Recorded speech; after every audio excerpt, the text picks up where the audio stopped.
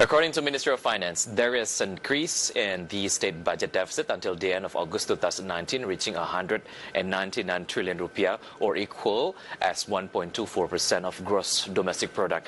The upcoming debts have been projected through state budget draft. As a matter of fact, the Indonesian Parliament passed the 2020 state budget on Tuesday, featuring a gross domestic product fiscal deficit of 1.76%. Officials said the country wants to be one step ahead of the expected global economic slowdown. So the first graphic will tell you more about the overview of fiscal deficit of Indonesia. This is Indonesia's 2020 state budget deficit analysis. The total deficit 307.2 trillion rupiah, but it means that the deficit to GDP reaching 1.76%. Director General of Budgeting at the Finance Ministry, Askolani, noted that if ever the deficit goes above the set value, the ministry will use an allocated 10 trillion rupiah if the fiscal buffer. Indonesian law states that the fiscal deficit should never go above 3% of the country's annual GDP.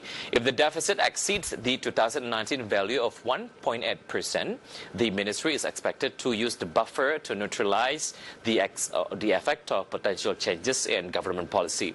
Furthermore, deficit needs to be covered up. In 2020 state budget deficit, government needs several methods to cover around 300 trillion deficit. Then how the methods? We will see the next graphic talking about the financing method to cover Indonesia's 2020 state budget deficit. I'm kind of waiting for the graphic fully shown.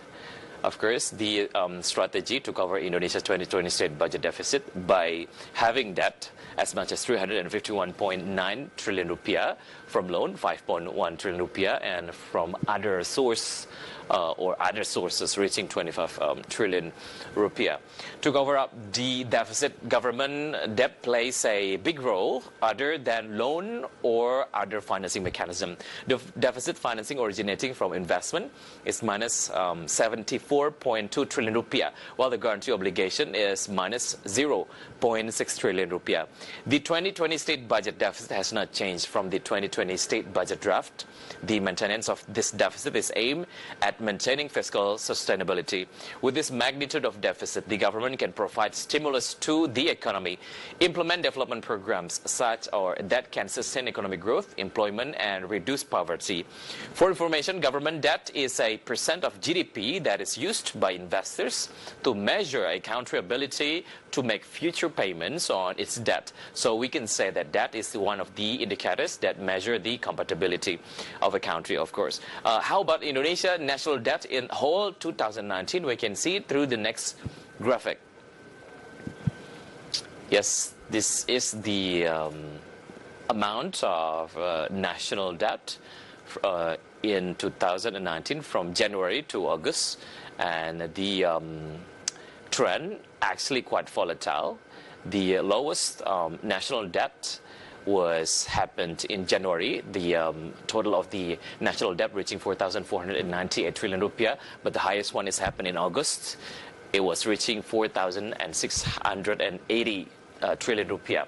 From the data I provided to you before, we can assess that Indonesia's national debt in 2019 was fluctuative. However, Finance Minister Sri Mulyani Indrawati went to say throughout 2019 the ratio of national debt to GDP would continue to decline, in line with prudent and accountable debt management in supporting an increasingly credible state budget.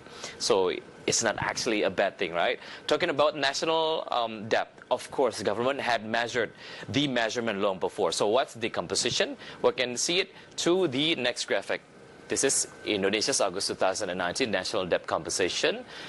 From government security reaching 82.94%, from loan reaching 17.06%.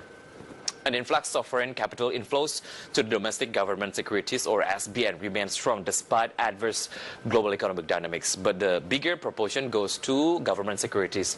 Talking about the loans, it is a common thing for developing countries such as Indonesia. Borrowing from national or international organizations like the World Bank is an essential option. Therefore, better we examine the Indonesia loans in deeper view through the next graphic. This is Indonesia's loan analysis, and foreign loan reaching 790.5 trillion rupiah, domestic loan 7.6 trillion rupiah, and total loan between the two reaching 798.2 trillion rupiah. And if we break it down, it consists of bilateral agreement by 316 trillion rupiah, multilateral agreement by 435 trillion rupiah, and commercial by 39.09 trillion rupiah. On the other hand, the government is expected to focus on injecting further stimulus if necessary, as well as bolstering reforms in areas that need policy changes to keep Indonesian markets in line with global competition. And we hope that Indonesia can overcome the deficit and boost its economic growth, as it will raise investor confidence in the national economy to get attractive returns of portfolio investment in a domestic financial asset. And stay tuned on Market Headlines because we'll be right back after the break.